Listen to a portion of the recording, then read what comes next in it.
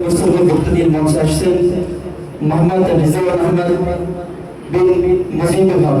মোহাম্মদ রিজওয়ান আহমদ বিন মুজিবুল হক, চতুর্থ বর্ষ।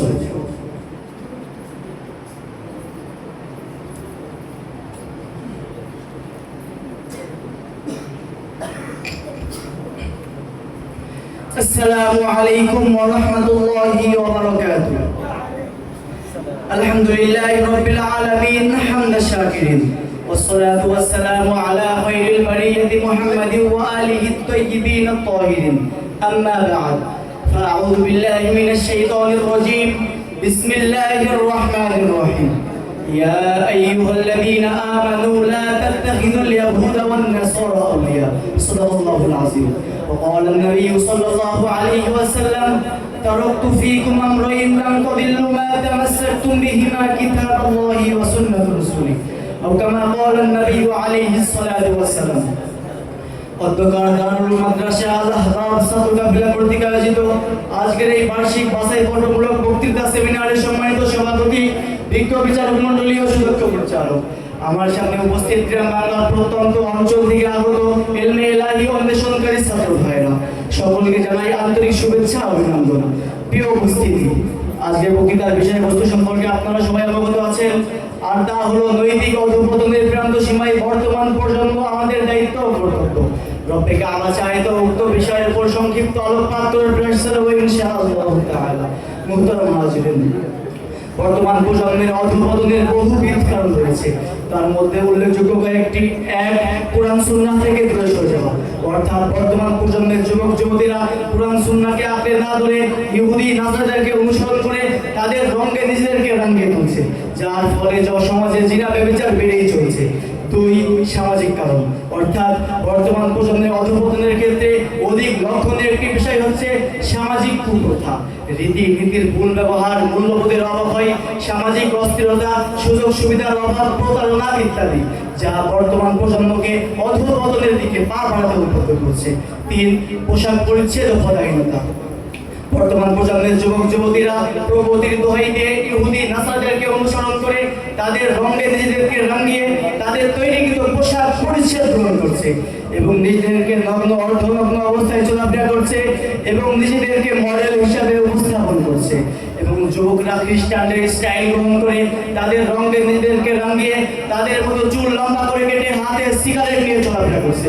অথচ আল্লাহ তাআলা বলেন, ইয়া আইয়ুহাল্লাযীনা আমানু লা তাত্তাখিযুল ইয়াহুদা ওয়ান নাসারা আউলিয়া।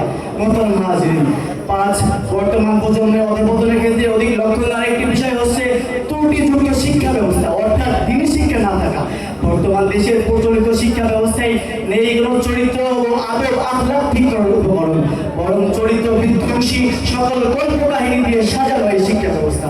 অথচ একটি জাতির জন্য মূল বিষয় হচ্ছে শিক্ষার উন্নয়ন। ছয়, যথার্থ মূল্যায়ন, বর্তমান প্রজন্মের অধঃপতনের ক্ষেত্রে অধিক লক্ষণীয় একটি বিষয় হচ্ছে বর্তমান প্রজন্মের যুবক যুবতীরা সমাজে নিজেদের যথার্থ সুযোগ সুবিধা পাচ্ছে না, তাই তারা বেছে নিচ্ছে অন্যায়ের পথ। দেশের সর্বোচ্চ ডিগ্রি লাভ করার পরেও সমাজে নেই কোনো তাদের মূল্য, নেই কোনো মর্যাদা, নেই কোনো আত্মসম্মানবোধ। তাই তারা নিজেদের মর্যাদা ও আত্মসম্মানবোধ ফিরিয়ে দিতে তারা সমাজে খুন খারাপি চালাচ্ছে, নেশাদ্রব্য চলছে অবিরামে। মুহতারাম হাজিরিন, আসুন আমরা উপরোক্ত বিষয়গুলোর উত্তরণের উপায় সম্পর্কে জেনে নিই।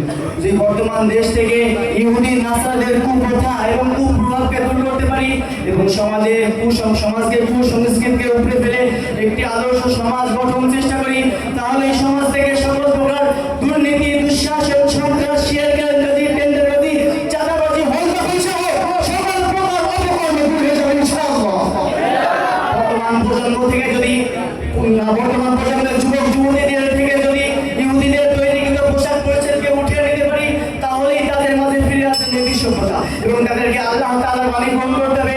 আল্লাহ তাআলা বলেন, ওয়াকারনা ফী বুয়ুতিকুন্না ওয়া লা তাতাবাররাজনা তাতাবারুজাল জাহিলিয়াতিল উলা।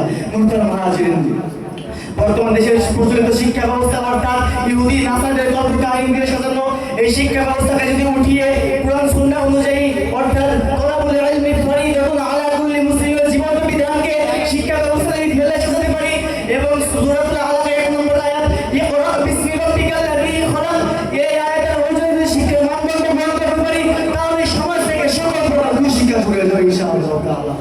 মুহতারাম হাজিরিন, রাসূল আরবি সাল্লাল্লাহু আলাইহি ওয়াসাল্লাম বলেন আনা খাতামুন নবিয়্যিন লা নাবিয়্যা বা'দি ওয়া লা রাসূলা। রাসূল আরবি সাল্লাল্লাহু আলাইহি ওয়াসাল্লাম আরো বলেন ইন্নাল উলামা ওয়ারাসাতুল আমবিয়া, বলেন আমার পরে আর কোনো নবী আসবে না এবং আমার পরে কোনো নবী আসবে না। তাই হে জাতির রাহবার ওলামা একরাম, তোমাদেরকে বলছি আর ঘুমিয়ে থাকতে হবে না, আসল সবাই করতে পারি হেদায়েতের প্রতি নয় এবং বর্তমান সমাজকে অধঃপতন থেকে দূর করি। নাসরুল্লাহি ফাতাহুল করিম। আসসালামু আলাইকুম ওয়া রাহমাতুল্লাহ।